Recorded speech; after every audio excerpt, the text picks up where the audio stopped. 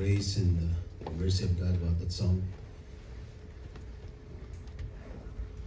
I would like to welcome our guest, friend, Jay's friend, Joseph. I think they already came here one time with his family. I remember that. Let's pray. Let's bow our heads. Lord Jesus, the reason why we are here is for you. We want to worship you. We want to praise you. And we want to meet you, Lord God, in this place. Lord, we humble ourselves before you right now. If there's anything in our hearts, in our mind that is not worthy before you, you know everything about us. We surrender our life to you, Lord. Please forgive us if there's anything, Lord, that we've done that really pleasing to you. And I pray, Lord God, that you would please help us to have a ready heart, mind, Lord, to receive your word today. Thank you so much, Lord God. We love you in Jesus' name. Amen. How's your morning so far? Amen. It's good to be in the house of the Lord. Amen. To see each other and to, of course, meet Jesus. Last Sunday's message, I preached about our personal relationship with Jesus. And I asked the question, how do we really know if we have a personal relationship with Jesus, with Him? And the book of Hebrews actually help us. And having a relationship with Jesus, not only that you're talking to Him in prayer, and also not only that you're reading His Word, and right now you're listening to His Word, but also I at least gave 3 F's that we need to do, that we must follow His instructions or His commands. Following is not easy, but that's the evidence that you're believing in Jesus if you are following Him. There's no true believing in Him if there's no following. Are you a true follower of Jesus? Hello? Are you guys awake? And Hebrews, I believe, of course, a lot of scholars, book of Hebrews, Paul wrote the book of Hebrews. So, we need to throw off everything that would entangle us, anything that would hinder our, getting closer to Jesus. So, we need to fight the battle. There's always a battle every day, amen? Against sin, against temptations, but we have to fight, like what Paul says. I have fought the fight, the good fight of faith. So he has the weakness, he has the struggles, but he said, I fight those sins. So pinaglalabanan, tinatanggihan. Kanya pa ba kayo? The spirit of sleepiness right now, you need to resist it. You have to fight for it if you feel sleepy right now. Because the enemy doesn't want us to hear his message. That's how we follow the Lord. And second F, that we need to finish the race with perseverance. We don't quit. We don't give up. We need to keep on going, just like Paul's. Whatever Paul started, he has to finish it. He has to cross the line. Of course, we know the finish line is when the Lord takes our life. So we need to be faithful till the end. Amen? Be faithful in serving the Lord. Be faithful in loving your spouse. Be faithful to take care of your kids. And I have to be faithful as your pastor. I need to do that. Amen? Till the end. Not only few years or some years, but habang may buhay. As long as you live. Amen? And to be able to do that, the next step is to fix your eyes only for Jesus. Because there's so many distractions everywhere. There's distractions everywhere. But to be able to, we need to keep on going. We should not focus to people. but only to Him, not even to the problem, but in the Lord, who is the one who could help us. Amen? In Christ. We know all these things. We heard this, but there's always a challenge. There's always a challenge for all of us. We go through this challenge. And we can say sometimes like, oh, I'm tired. I am about to give up of following the instructions. I think I can't finish the race. I want to quit now. We all go through those challenges. At dumarating yung time na totally, there are times we don't really focus on Jesus. We focus on the problems, we focus on people. Talaga hong nangyayari sa atin yun. All of us go through those things. But the good thing is this. You have a church. You have a church family.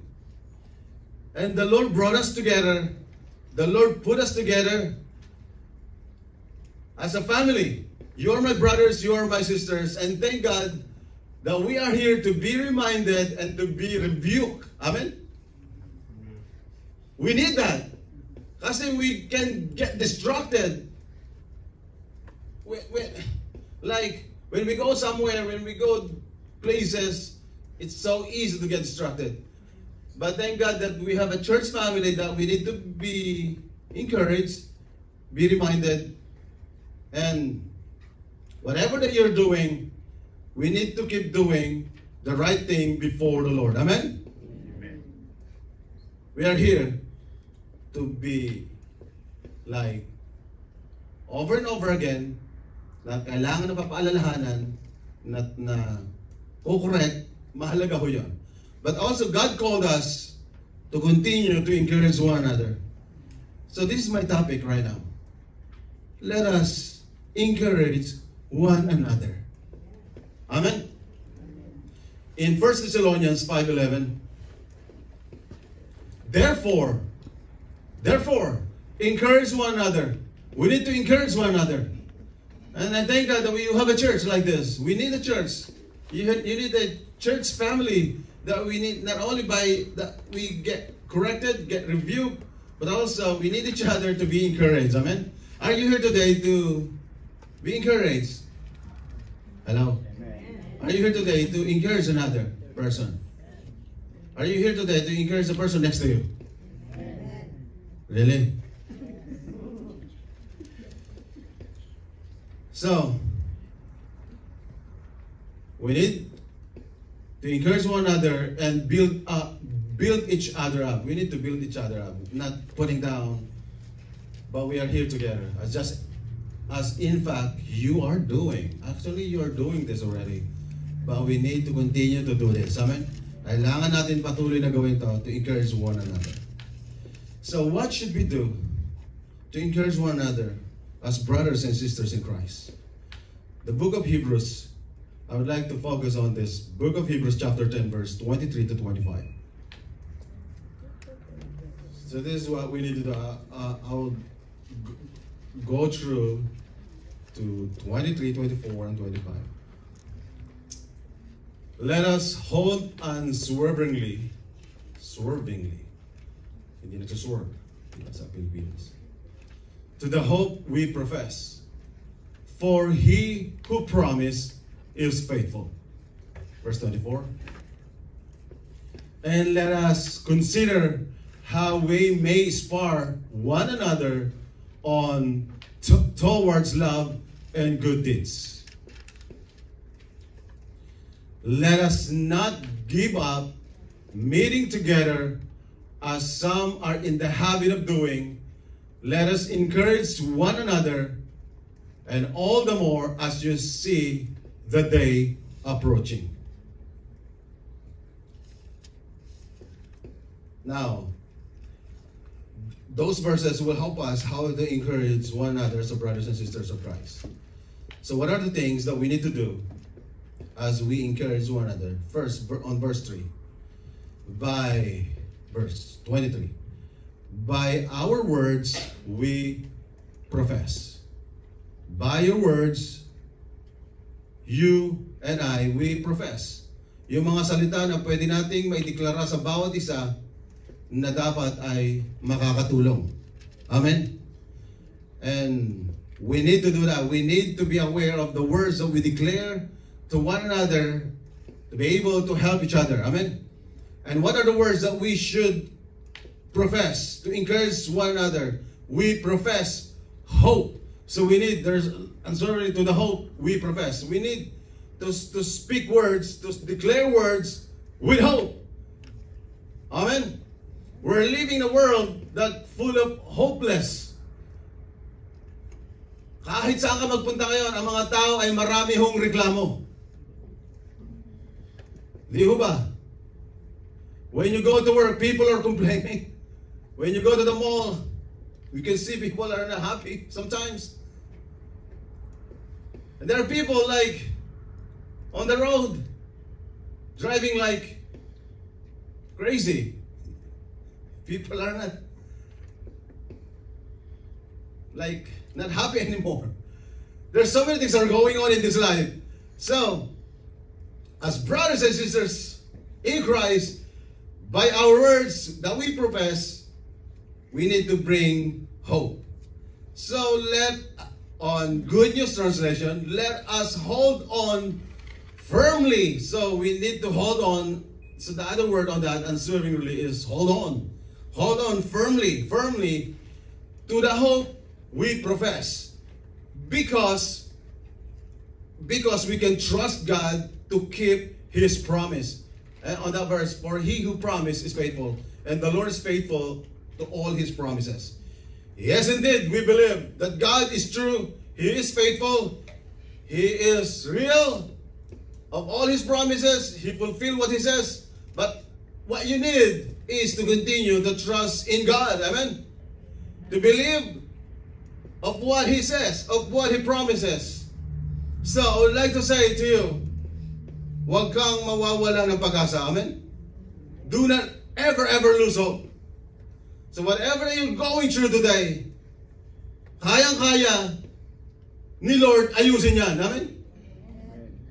Kayang-kaya kang tulungan ni Lord sa iyong mga problema. The Lord can help you whatever problems that you have, whatever circumstances that you have, anumang klaseng gusot na meron ka, anumang kaguluhan, anumang broken relationship that you have, God is able and He is willing to help you. Amen?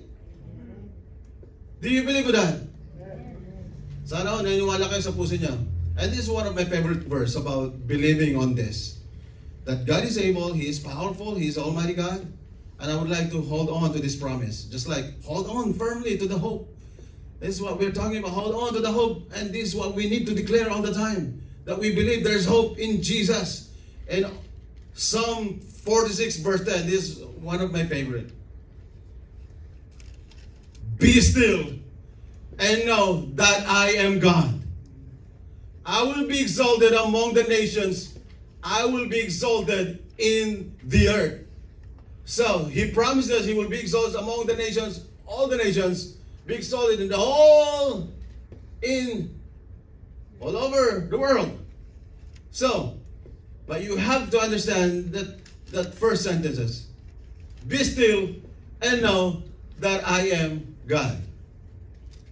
Next time, I'll move. Ayusin ko yung lights ito. It's direct right on my eyes. Sisilo. Naduduling ako. So, I need to be still. So, be still, it says here that you need to relax, calm down, don't panic, do not worry. Si Lord ang bahala sa atin. That's the word. That's the meaning of be still. And what does that mean? That be still. Hey, I am God. You have to know that. If you believe that He is God and you need to be still, God is in control of whatever situations and circumstances that you have, and God got you. Hello, are you with me this morning? Sabi niya ito, so be still. Ano ba pinintindi mo ngayon? Naalala mo about your health, about your finances, about your relationship, whatever that you're going through, be still. Don't worry, be calm. Calm down, relax. I got you. I know what I am doing because I am God. Are you still awake this morning? Amen. The God that you're serving and worshiping in this place, He knows everything. Nothing is hidden from His sight. He knows what's going on in your life. Maliwanag ko ba yan? Sino ba sa atin ang walang problema? Who is here? Who is here like never go through any problem? No, no one.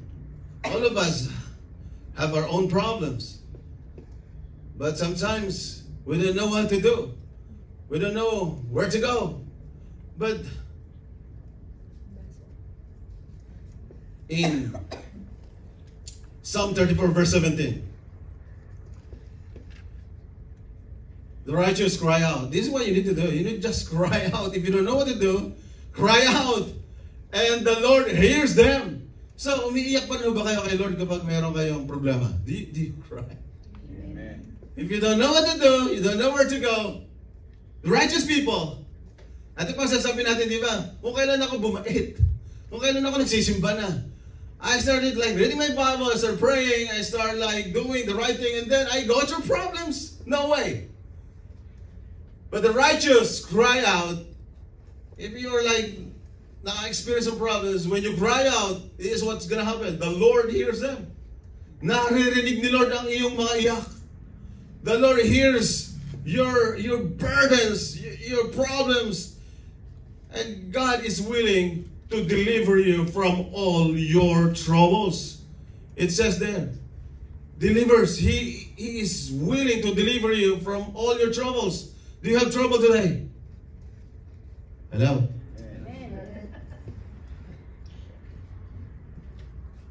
Trouble with your spouse. Ito na naman si Nanay Birin. Sabihin, asawa na naman. If you have trouble, cry out before God. Kung ano may trouble, ano ba Tagalog ng trouble? Kaguluhan. Ano bang ibang word ng kaguluhan? Yeah.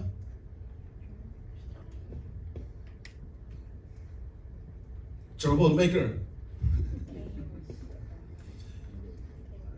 He can, He will deliver us from all these troubles. Kaya pala. Pwede ko pala mapalaya doon. Ayaw, ibig sabihin, ayaw ni Lord na mumuhay ka sa mga troubles. God doesn't want you to live in those kind of like kaguluhan sa puso, kabigatan sa puso. And then you just have to cry out before God. And you know what? There's so many verses in the Bible, but I just want to focus about Book of Psalms to help us about professing hope. There is hope. Just focus in the Book of Psalms pa lang, sulit ka na that we can profess hope. In Psalm 62 verse 1, my soul, now you cry out before God and He hears you and He is willing to deliver you, but my soul, like, talagang I can smile. When I see people, I go to church, I can still smile, I can shake my hands, talk to them. Pero my soul, like merong kaguluhan, hindi nyo lang alam nangyari sa akin. Hindi na ako makangiti dahil ang dami kong pagsubok problema. But my brothers and my sisters, there's hope. You can find rest in God. Alone. Hello. Are you with me this morning? Amen. Gusto mo ba ng rest? Do you want rest? Gusto mo ba ng kapahingahan? Do you want to feel rest right now? Not sleeping right now. What I mean is not your physical body, but rest of your soul. Even if there's so many things that are going on about your health or whatever's going on, but inside of you there's rest in the presence of God. That's why I thank the Lord that you can find encouragement when you go to church. Because, you know what? God is in the church. Hello? Oh, hello? We believe God is everywhere. God is everywhere. But pwedeng si Lord is everywhere, but God is not like you. When you go to that bad place, He is there, but you're not gonna feel Him. When you go to that that club, I don't think you're gonna feel His presence. Hello? You're gonna feel the spirit of alcoholism, I think. Not His presence. That's why when you come to church like this, you can find rest in His presence. Amen. Are you with me? Amen. So, mga kapatid, you can only find rest, true rest, in God, in Him alone. My salvation comes from Him. So your salvation only comes from Jesus. He is our Savior. He saves our soul. But not only like we have an assurance of eternal life, but also He can save us every day. God is helping us to those all kinds of troubles. Amen? If you want rest, come to Jesus. It's good to have friends. It's good to have family that you can lean on. Cry out your burdens unto them. But you know what? In Psalm 27 verse 10, this is what's... I want to read this. When my father and my mother forsake me, then the Lord will take care of me. Oh, how? Ito po. People can leave us. And then, the thing is this. Sabi ng Bible, the Bible says, ang parents mo daw ay pwede kang iwanan pala. Pwede ka ba nilang i-abandon, i-forsake? These things can happen. So yung pinakahuli na makakaunawa sa iyo, makakaintindi sa iyo, at pinakahuli na nandyan siya para sa iyo, ay pwede ka pa rin pala niyang iwanan. Yan yun ay family mo, yung parents mo. Pero, the Lord, our God, He will not leave you nor forsake you, but also He would take care of you. Are you with me this morning? Amen. Do you experience that the Lord is taking care of you? Kailan ka ba pinabayaan ni Lord? Kailan ka ba talaga niya pinabayaan? Kahit kailan di ka niya pinabayaan. The Lord is always there for you. Amen. Kailan ka pinagkulang ni Lord? The Lord is sustaining all your needs every day. Amen? Amen. Kailan ka nagutom? Siguro nagpa-fasting ka, doon ka nagutom. Kailan ka na talagang walang makain? Hello? When are the times that you don't have food to eat? This church, 3 things that we can encourage you. We can encourage you through worship, through singings. And then, pag hindi ka nakuha sa singing, there's a word of God that will encourage you. At kapag hindi ka pa rin nakuha sa word of God, there is food that we can encourage you. Hello. Joke lang yung pangatlo. Pero sometimes it helps. But I mean, kailan ka pinabayaan ni Lord? The Lord our God that we are serving here is always there to help us. Amen? Tandaan mo, ang tao pwede kang iwanan. Pati daw ang magulang, tatay at nanay mo, but the Lord will not forsake you. He will take care of you. Is that a good word? Good word? That's a hope. Amen? That's why there's hope in Jesus. So, these words that I am professing is a lot of hope. There's a lot of hope in God. In God alone. Amen? So, in this church, we need to continue to profess words that we can encourage one another. Amen? Pakisabi sa katabi mo, huwag kang mawawala ng pag-asa. Do not lose hope. Why? Sabi mo sa kanya, the Lord is always with you. Amen. Let's hold on firmly according to our verse. Verse 23. Let us hold on firmly to the hope we profess. These are the hope. Sa book of Psalms pa lang ko yung aking binabasa. And there's so many hopes that we can read. Promises in the Bible. But I just want to read some like verses in the book of Psalms. So second, how can we encourage one another? By our words we profess. Second, by giving our pure love. On verse 24. So, Hebrews chapter 10 verse 24. Let us consider how we may spur one another on towards love and good deeds. So, magkasama lagi ang love at saka good deeds. Hindi po pwedeng I love you if there's no action. Amen? So to be able to see your pure love is there's an action. So, and to be able to give that love, because the God that we have is the God of love. Amen? The God that we have in our life is the God of love. Now, because we have Him in our life, and we understand how to give love, I just want to read again in 1 John 4:19. We love because He first loved us. Amen? Ngayon po, ayaw mong mahalin ang bawat isa na sana ayaw ko na siyang kausapin, ayaw ko na siyang encourage, nakakainis, nakakasawa na. Pero still, you can continue to give love, a pure love, because the Lord, He loves you first. In John 13:14, a new command I give you.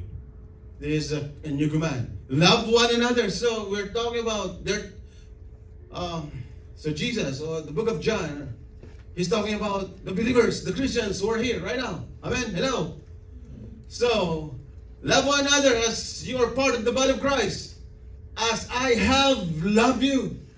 Minahal tayo ni Jesus sa kabila tayo makasalanan, marumi, maraming pagkukulang. So, we must love one another. Amen? So, when we say, I do love you as my brother or my sister, talaga ho dapat ito ay pure. Dapat totoo. Paano yun? Paano ba talaga yung pure na pagmamahal? Siyempre, huwag mong sasamahan ng pambobola. Amen? Nang inuuto-uto mo lang. Dapat hindi ho ganon. That's pure. It's true. From your heart. So, when you say, I love you, it's pure. There's no hidden motive. Dapat wala kang hidden na motibo. Kaya ako lang sinasabi na I love you. Because I need something from you. Dapat hindi ho ganon namin. So, ang totoong nagmamahal, kaya mong sabihin, I love you to your brother or to your sister. Especially kung ikaw ay lalaki, and when you say to our brother or to our sister, ito ano po, we need to be very careful of this. When we say I love you to my sister or to you as my brother, dapat this is pure. Wala dapat kasamang like sexual desire. Amen? Hello? Are you with me? Alam ko ang mga anak ng Diyos, ano? Ang mga anak ng Diyos, ewan ko kung naniniwala kayo. Kapag kayo po ay talagang totoong Kristiyano, pumupogi at mga gumaganda. Kasi gumagaya ko every Sunday, di ba? Every Sunday naliligo. Every Sunday lang. When you become a follower of Jesus, you look good. I know that's the temptations for all of us. Napapapogi, napapaganda. So when you say I love you to you as my sister, when I say I love you as my brother, has to be pure. There's no supposed to be lust na kasama. At walang kasamang talagang pagnanasa. We are brothers and sisters in Christ. We have to love one another. Amen? Okay, pakisabi sa katabi ulit, I love you. I love you. Is that pure? Love is pure. I love you, my brother. I love you, my sister. Now, palawakin pa natin let's make it more wider, broader about the meaning of love. When we say I love you, we know these things. Pero maganda, nabalik-balikan natin kasi nakakalimot tayo So kailangan balik-balikan natin ang meaning ng love. 1 Corinthians 13:4-7. So what is the meaning? When we say I love you, kapag sinabi mong I love you, mahal kita kapatid. we need to be patient to one another. Amen? Kaya ba natin pagtyagaan, pagtiisan, ang bawat isa? Hello? Kaya ba natin magkaroon ng mahabang pasensya?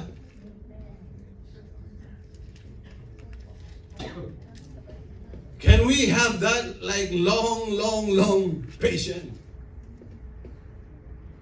So, ang magkakapatid pala, when you say, I love you, we are ready to understand one another. We are ready. I'm ready to accept you. Because I cannot change you. You cannot change him or her. Hindi mo kayang baguhin siya. Pero God can give you patience. Amen? So, love is patient. And then, kapag sinabi mo I love you, ang nga nagmamahal ay, ang sabi ng kind, mababait. Ang mga tao nagmamahal ay mga mababait. Mababait ho ba ang mga tao dito? Amen. Are we kind? Are we kind people here? It does not envy. Hindi na naghilig. Hindi maiinggitin. Amen. It does not boast. Hindi mapagmapuri o mayabang. It does not proud. Hindi nagmamataas. Walang pagmataas. Wala kang maipagmamalaki. Whatever they have. Yan po ang meaning. Ito po ang meaning ng love. When we say, I love you as my brothers and my sisters, it is not proud. I keep going. It is not rude. So, hindi raw pala magaspang ang pag-uugali. Magaspang. Sa Tagalog, ano?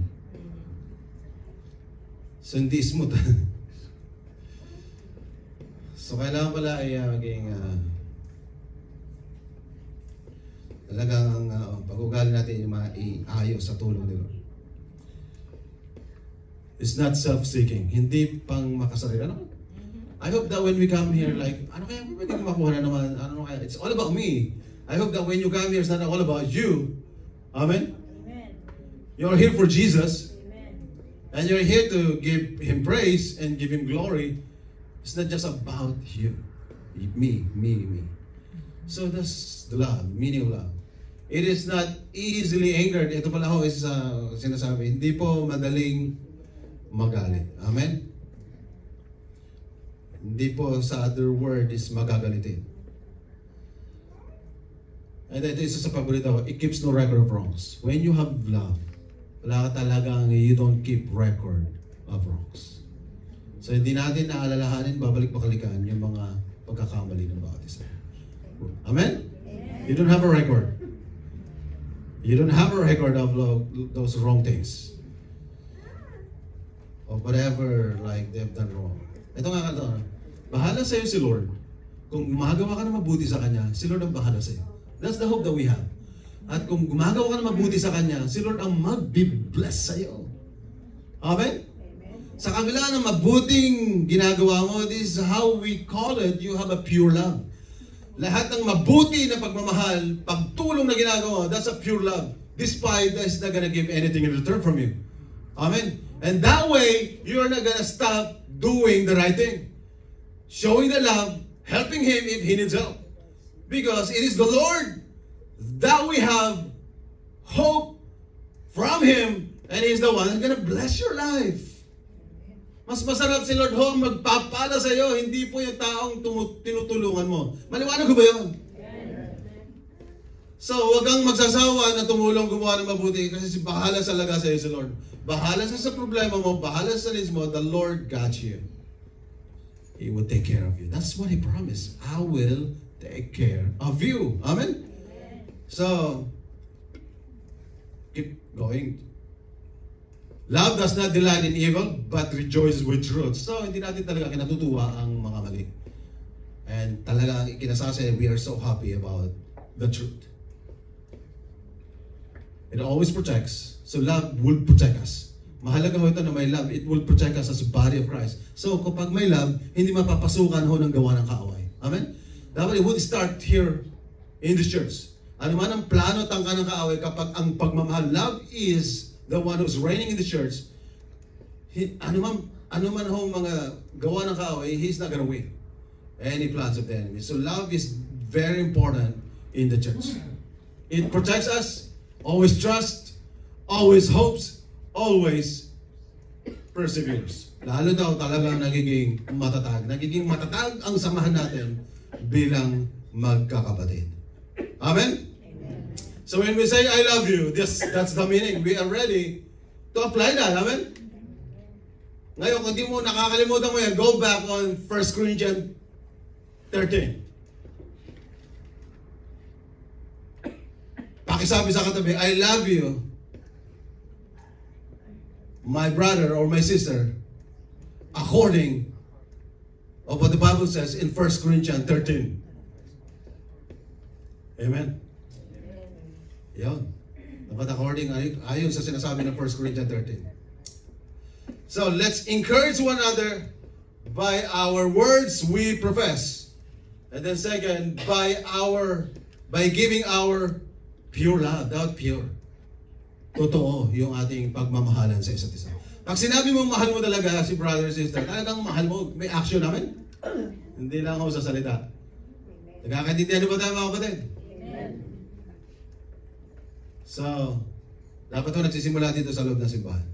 And then, thirdly, actually, last Sunday I have F. Ngayon naman ako ay P. Tatlong P ito.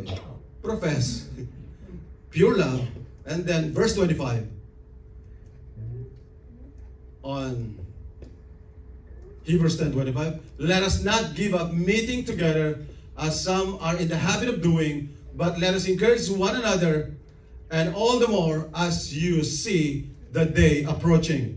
So, my third point, so in order to encourage one another, my first point is by our words we profess, by giving our pure love, and the third one, by being present regularly, like the meeting that we have like this. Masarap po sa pakiramdam when I see you regularly, when we have a meeting, when we have a gathering like this. Di ba nakaka-encourage when we see each other? Amen. So we need to be present, not like on and off. Especially on our Sunday service. Sunday is always dapat for the Lord. Amen? At pagka for the Lord, wala kang ibang priority pag Sunday, kailangan nandun ka sa kanyang simbahan. Hello? Sundays for the Lord is the Lord's Day. So wag na wag kang absent. Masaya ka ba na every Sunday nakikita-kita ko tayo dito? Di ba pag may iba absent, nalulungkot tayo? So, even you're not saying anything, when you come to church, it would encourage us. So, let us not give up meeting together. You should not giving up attending services, attending those meetings that we have. We want to see you there. I want to see you here regularly. Napakasarap po na nakikita ka namin. So do not give up. The Bible says, do not give up. Do not stop. Hello? Do not stop going to church. Do not stop going to those gatherings, to those assemblies. For the Lord, for His glory. Kailangan ay umattend ka regularly. Dapat dire-diretso. Laging present. Amen? Sunday is always for the Lord. Talaga dapat hindi ito option. Ito talaga ang iyong priority. Ano man ho ang mangyari. Amen? Maliban na lang talaga kung may gout ka na hindi ka makalakad. Salamat sa Lord, wala kang gout. Amen? If you are really sick. Pero if he's gonna go to some kind of pleasure things, the Lord is not really your main priority. If you're sick, that's a valid reason. But if you're just gonna go somewhere and just having fun, and that's not God's will for all of us.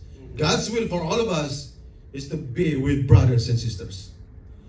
The reason why, because we need each other, amen?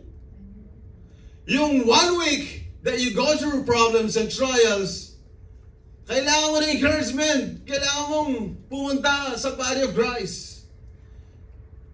Wag mong sasabihin ni Pastor, ayaw ko nang makita kasi si sister, si brother, parang siya na lang lagi kong nakikita. Nakakasawa naman siya na lang lagi kong nakikita. Mga kapatid, hindi naman lahat eh. Hindi naman siguro lahat ng tao sa loob ng simbahan ay nakakainis sa amin. Pakitignan mo yung katabi mo kung nakakainis. O hindi naman, di ba? Nakakainis daw. Kaya nandito kayo para may iba naman, hindi puro si JR. So we need to see each other. Alam nyo, kapag na-miss ko Sunday, abigat sa dibdib. Kahit may sakit ako, nalulungkot ako kasi pag na-miss ko isang Sunday, di ko kayo nakita. Nakakalungkot, di ba? Iba ho yung nangyayari, it's like really help us when we go to church every Sunday. Ito po ang problema. Pag sinabi mo, Lord, just one Sunday. Just one Sunday po, Lord. But the thing is this. Yung one Sunday na, Lord, isang Sunday na, pagbigyan mo na ako. But the problem is this. Nawawala yung desire mo na. Parang, oops, one Sunday lang, pero yung nawawala yung gana mo ulit, yung excitement to go to church. Kaya yung one Sunday na yan, bantayan mo kasi o pwedeng mawala yung interest mo to go to church. Just sinabi mo just one Sunday, maya-maya, oops, parang nasali na, oops, parang nawala na yung interest ko to go to church. Kaya mag-ingat tayo sa part na yun. As much as possible talaga, you need to always be present to worship Jesus and to be with our brothers and sisters. Mga kapatid, yung pagpunta mo rito, kahit nakaupo ka lang dyan, it would encourage us. It would encourage me when I see you here every Sunday. And the Bible says, some are in the habit of doing. So there's a word there, habit. So, it sounds like, going to church is a habit. So parang, we don't like to use that, but it's in the Bible. Habit. Parang we don't like to use the word habit. Parang kasing habit is not a good thing. Pero this habit is a practice, is a positive practice for your spiritual growth. And itong habit na to ay hindi naman yung bad habit. It's a good habit to go to church every Sunday. Amen? So this habit ay ginagawa na raw ng marami. Marami na raw ang gumagawa nito. So, ang other words, other version ng Bible, in New King James and in King James Version and English Standard Version, they use the word manner instead of habit. Ito pala yung manner. Ibig sabihin ng manner, yung naging ugali mo na magpunta talaga sa church every Sunday. Hello? So kayo po, when you miss one Sunday, do you feel like sad at all? Oh, really? Yung totoo. Nalulungkot ba kayo pag na-miss niyo yung one Sunday? Amen? Amen. So, on that way, we can really tell that we love each other kasi we miss each other. And we don't want to give up like meeting together. So napaka-importante po ang church for all of us. Kailangan natin ang church na katulad nito because we need to stay connected with our God, with our communion with Him, and we need to stay connected to our co-believers. Kailangan kang naka-stay connected kay Lord. So hanggat maaari, wag mong ikakat o puputuli ng pag-attend ng Sunday. Paliwanag ko ba yun? Amen. But let us encourage one another and all the more as you see the day approaching. Malapit na ho. Sa totoo lang, malapit na ho dumating si Lord. At anytime the Lord will return, we are ready. That's the most important. You are ready. So, ulitin natin, darating daw si Lord pag Sunday. Amen? So pag wala pa na kayo pag sa church Sunday, naiwan. Lagot kayo.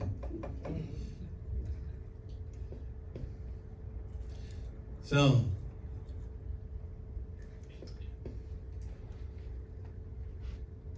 pwedeng totoo yun, actually. Kaya para sabay-sabay na gano'n. Lahat ng video na pinapalabas ni Brother Mark, laging may gathering sila eh. And then minsan naiwan pa yung pastor. Di ba? Doon mo malalaman ka talagang you go to church na talagang totoo ka. Hindi lang you just wanna go there. So this is the problem of being yung habit na tinatawag. You don't go to church because you are being forced. Hello? You don't go to church because you have an obligation. You don't go to church kasi talagang wala, kailangan ko. At I have to be there. And then you don't go to church also na parang, kasi kailangan nila ako, hindi nila magagawa to kung wala ako. You cannot say that too. Wala tayong pwedeng ipagmalaki. So, that's the bad habit. And we don't want that bad habit. You go to church because you love Jesus. Amen? Amen. You love the Lord. And you want to honor Him, you want to praise Him, you want to glorify Him. That's the main reason why you are here. You want Jesus in your life. And the reason why you are here because He deserves to receive all the glory, all the praises, all the honor. He's been so good to you. He is faithful of what He promises to all of us. He's been so good to all of us. Hindi kailanman na pinabayaan ka ni Lord sa mga pagsubok na pinagdaanan mo, sa mga pangangailangan mo, the Lord provides. He really takes care of you. He is really there for each and every one of us. And then, ngayon, Pastor, hindi ko masyadong naiintindihan yung pag-take care niya. Marami pa rin akong problema. But my brothers, before you experience love, or before you can give love to others, He first loved you. Tandaan mo, wala ka pang tinatanggap ngayon ng mga blessing ngayon, ng mga material. Meron ka nang tinanggap the best blessings, the salvation that He had given to you.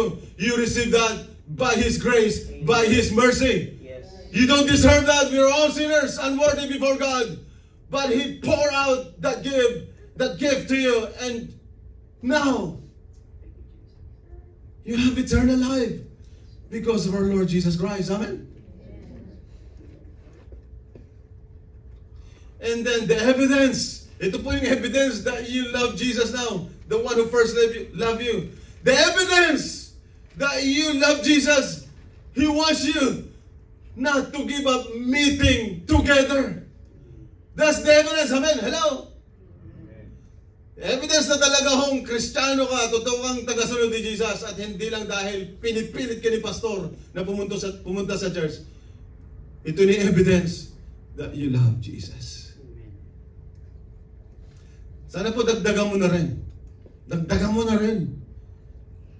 Add something more important na hindi ka lang pinapakita mahal mo si Jesus. Sana po talagang pag nasa loob ka ng simbahan, you are really worshiping the Lord. Amen? So during the worship, talaga sana sumasamba ka kay Lord. Amen? Totoo bang sumasamba kayo kay Lord? Na hindi kayo nagpapadistract sa katabi natin. Isa rin lang, nandito ka na, sinabi mo, I love you, Lord. Pero tinulugan ko naman si Pastor. Ako, hindi totoong mahal mo si Jesus. Mga kapatid, nakakaintindihan ba tayo? Say amen sa mga nilalabanan ng antok. Yung nilalabanan ng antok, mahal nyo si Jesus. Hindi, nakakatawa lang, ano po? Yung boses ka talaga kasi namin, nakakapagbigyan ng antok. Kasi ayaw ng kaaway na marinig niyo po yung mensahe. The enemy doesn't want you to hear. Pero kapag Saturday night, lahat na ng billing, hindi ka pa rin makatulog. Pilipin, matulog, hindi ka makatulog. Pagdating sa service, tulog. So, if you love Jesus, you are here. Seryosohin na natin, amen? That we love the Lord and we love each other. And that's a good habit. That's a good habit. We want to grow our relationship with Jesus. So I encourage you today, as a brothers and sisters, let's bring hope to one another. Amen?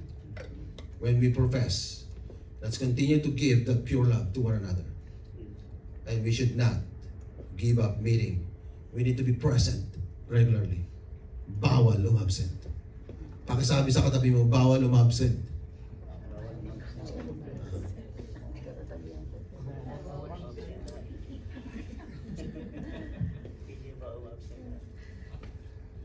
Hindi ba ako nagsuutos noon? Si Jesus po, si Lord po nag-utos, let us not give up. Baka sabihin, si pastor na naman kung ano pinagsasabi. No, sinusuportahan ko lang sinasabi ng Biblia. So, again, I thank God that He put us together in this ministry. He is the one that He put us together because of His love. God loves you so much. And now, as His people, as His children,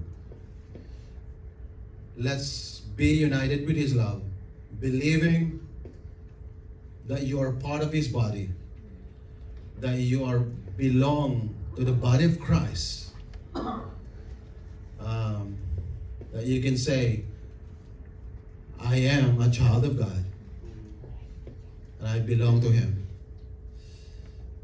Bilang simbolo na talaga ikaw ay part ng body of Christ, we have communion this morning. We will take the bread, we will take the cup. And before we do that, let's all stand up and sing one more song.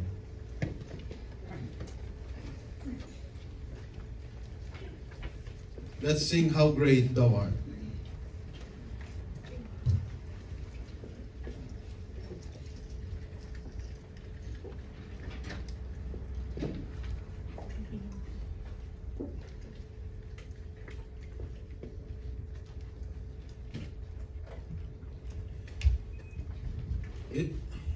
It's really true. God is great. He is a great God. So let's sing from our soul right now that He is your Savior, He is your Lord, and we worship Him. Let's sing the first one. Oh Lord my God.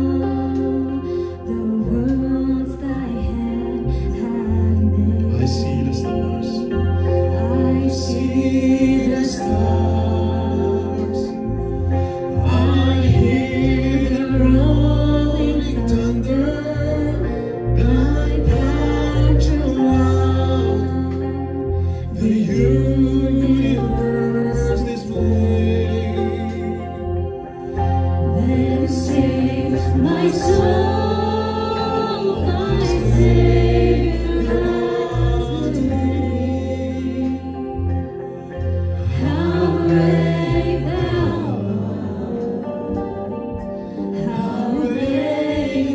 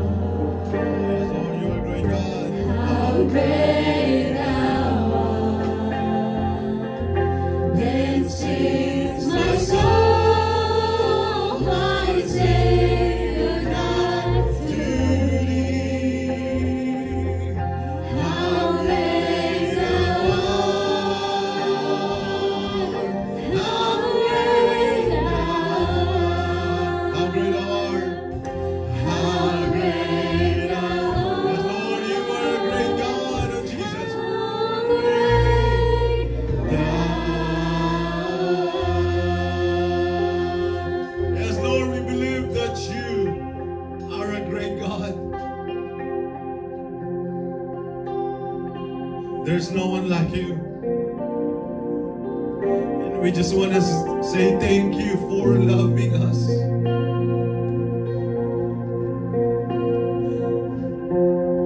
We don't deserve of your love.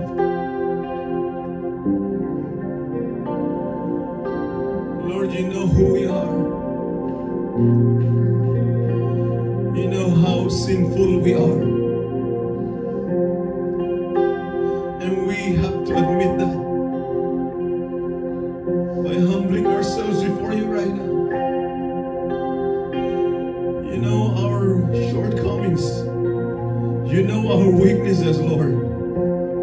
You know our struggles every day. Have mercy on us, Lord. Lord, thank you, because when you died on the cross, you demonstrated how you love us so much. You demonstrated to us how you want us, Lord, to be with you in heaven forever and ever.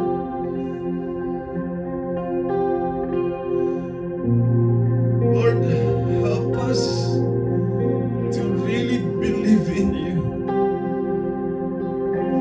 And when we say we believe you, Lord, it comes with repentance. It comes with humbleness. It comes with turning away from our wrongdoings. It follows a life, a new life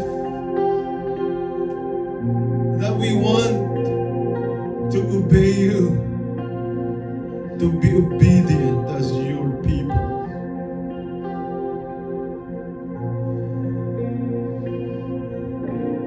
Let's search our hearts before God right now.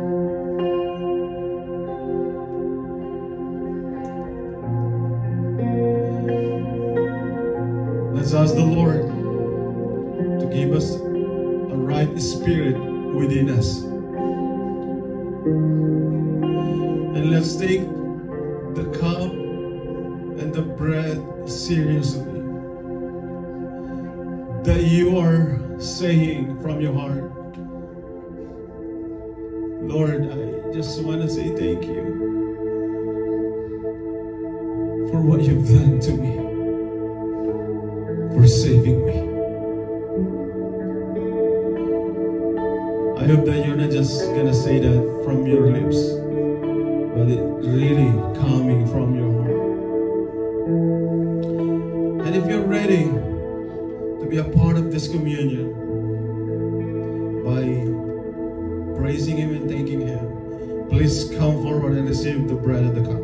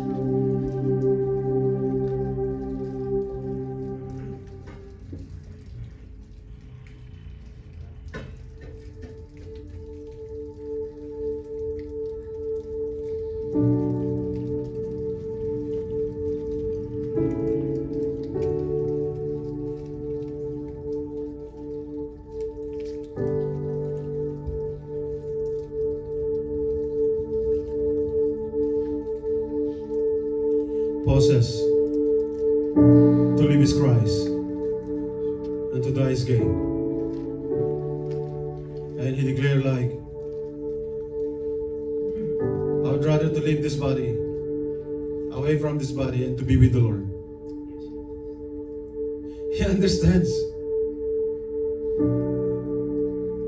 the big difference of being with Jesus forever and ever, like in eternity, in heaven.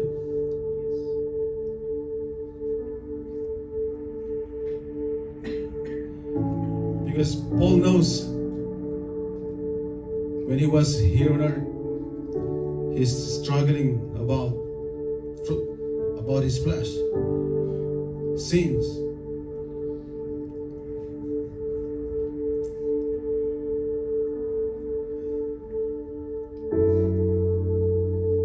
And he said, who will rescue me? But he said, thanks be to God through our Lord Jesus Christ. He is the only one who could save us to have eternal life. And He's the only one who could rescue us in all struggles and battles that we have here.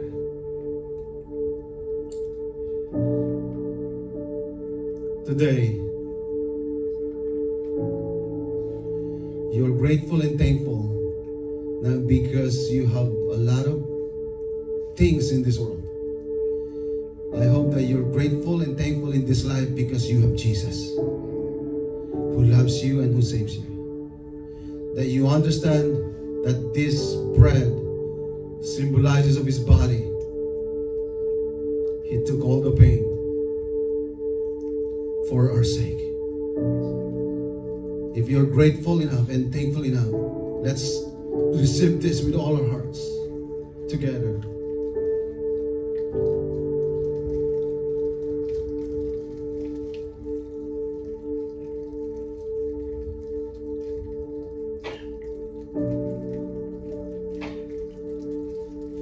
Lord, you made us righteous not because of our own good works. It is because of your mercy. It is because of your grace. Because if it is our work, we may boast. Thank you, Lord, that through the shed of your blood, shedding your blood on the cross, you wash away all our sins. That if we confess our sins, you are faithful, you are just to cleanse us and purify us to all our unrighteousness. Before, in the Old Testament, before we be able to be cleansed, we have to offer something. A perfect one. An animal.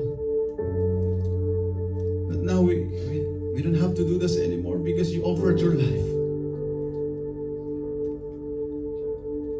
And you cleanse us. You cleanse us, Lord, to all our unrighteousness. And Lord, we just want to say thank you for forgiving us, for cleansing us, for purifying us, and you made us righteous through our Lord Jesus Christ. And we just want to say thank you by receiving this cup, this juice, symbolizes of your blood. Let's do this together.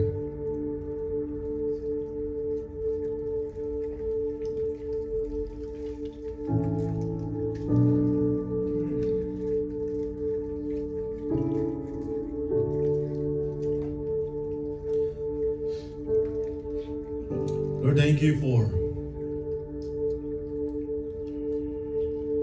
blessing us today.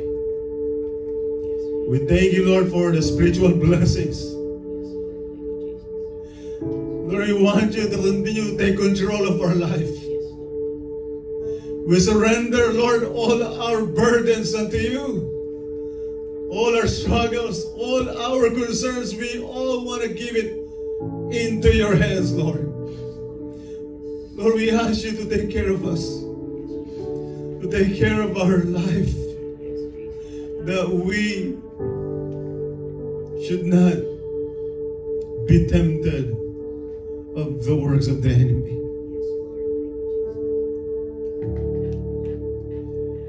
Take care of our family, Lord. Into take care of this ministry into your hands, oh God. Yes, Jesus. Thank you, Lord. Bless this ministry for your glory. And we thank you that we have a church like this that we can encourage one another. That not only that we need to be reminded, to be rebuked, but also we're here to encourage one another, the words that we profess. And the word is coming from your word. That you are faithful, that you would fulfill what you promised, Lord. Help us, Lord, to be still and know that you are God. You know what's going on, and you will take care of us. And thank you so much, Lord God, and help us to have a pure love to one another all the time. It's a pure, according to 1 Corinthians chapter 13. And thank you, Lord, and thank you so much that we should not give up meeting together. We need to be present. It would encourage us to see each other all the time. Thank you, Jesus. May your name all the time be exalted and be glorified in this place. God loves you. He will take care of you. In the name of the Father and of the Son and of the Holy Spirit. Everyone says, Amen. Amen. Amen. Praise the Lord. So announcement, we will continue to keep doing what we're doing. Our Bible study is this Wednesday at Sister Julie. Every Friday here. And don't watch Sister Lulu, I don't know the date yet. Last Saturday, August 30, or don't watch. And let's continue to pray for this church. We need to continue to pray. We need to keep on praying. That the Lord will continue to, those people who can't come to church because they have to go to work, we'll pray for them that they can get a right schedule. Yeah. And next Sunday we have child dedication. So just a heads up po na meron tayong child dedication next week. Yung anak ni Rica at ni Christian, they're not here today. I don't know what's Oh, they're in Virginia? Okay, but anyway, they're gonna be here. So I think after the message, after Pastor Jay will preach next Sunday, so we're gonna have the service, child dedication service, and we have at least like 20 people are coming. So may 10 na confirm ng mga ninangs at ninangs, I guess, yeah. And with families. All right. So let's pray for our fellowship. Lord God, thank you for spiritual blessings that we have received from you. I also continue to pray our fellowship together in this place. As you bless us spiritually, we want to pray also to bless the food, to give our body like nourishment and help us to be healthy and strong through the food that we are going to partake together also. We love you so much, Lord. Thank you for all my brothers and sisters for bringing foods every Sunday faithfully. Thank you for their life. We thank you, Lord. In Jesus' name we pray. Amen. Amen.